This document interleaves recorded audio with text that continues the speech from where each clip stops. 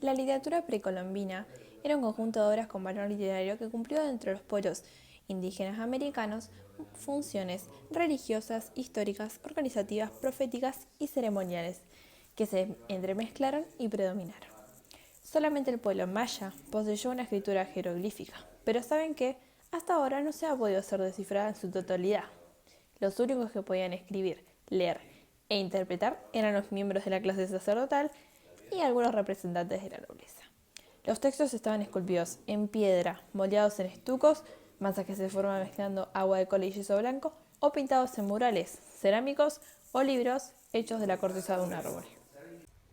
Con respecto a la transmisión de los textos, se han perdido los nombres de los autores de los primeros, excepto por el príncipe poeta de los aztecas.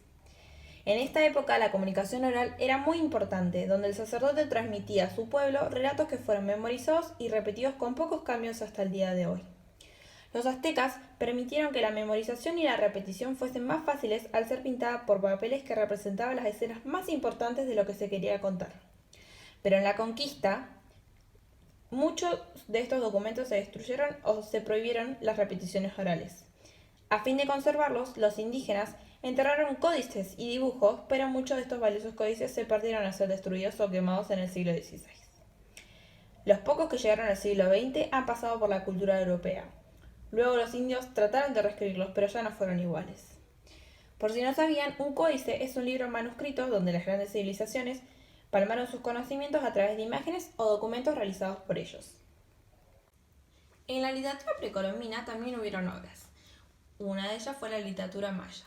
Esta comunidad se basó en las obras con valor cronológico y religioso. El Popol Vuh, o Libro del Tiempo, o La Comunidad, es el testimonio más significativo del pueblo quiche, que narra los orígenes del mundo y la historia del pueblo desde sus comienzos hasta la conquista española. Es el ejemplo más importante de la literatura maya que sobrevivió a la conquista española. Su importancia se puede ver en las numerosas versiones del texto que se han publicado. Otra obra es el Chilambalam, el que es boca de jaguar o brujo.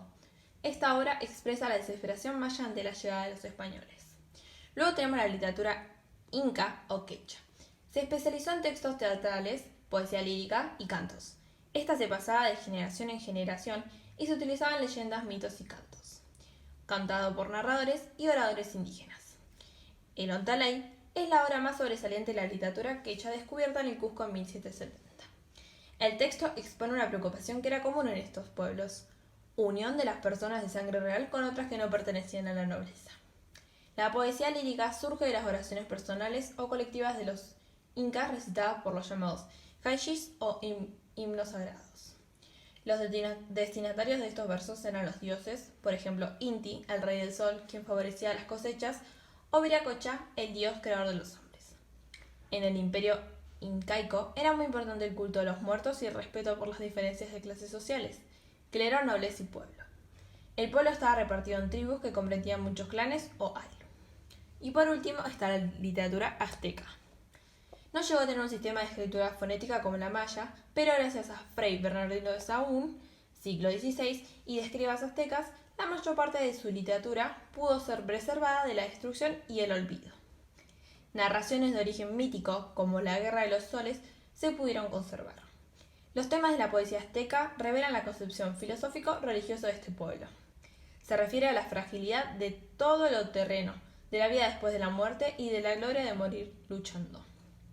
Muchos poemas aluden a una práctica de la guerra florida. Este ritual, repetido año tras año, consistía en salir a cazar hombres pertenecientes a otros pueblos, con el fin de sacrificarlos para evitar así que el sol dejara de existir. El corazón de la víctima, ofrecido al dios, era el lugar donde se producía la guerra florida. Para cerrar, estas tres comunidades se expresaban mediante jeroglíficos, tipo de escritura en la cual las palabras se exponen con símbolos o figuras, como podemos ver acá, y se centraban en la tradición oral, que era la más importante.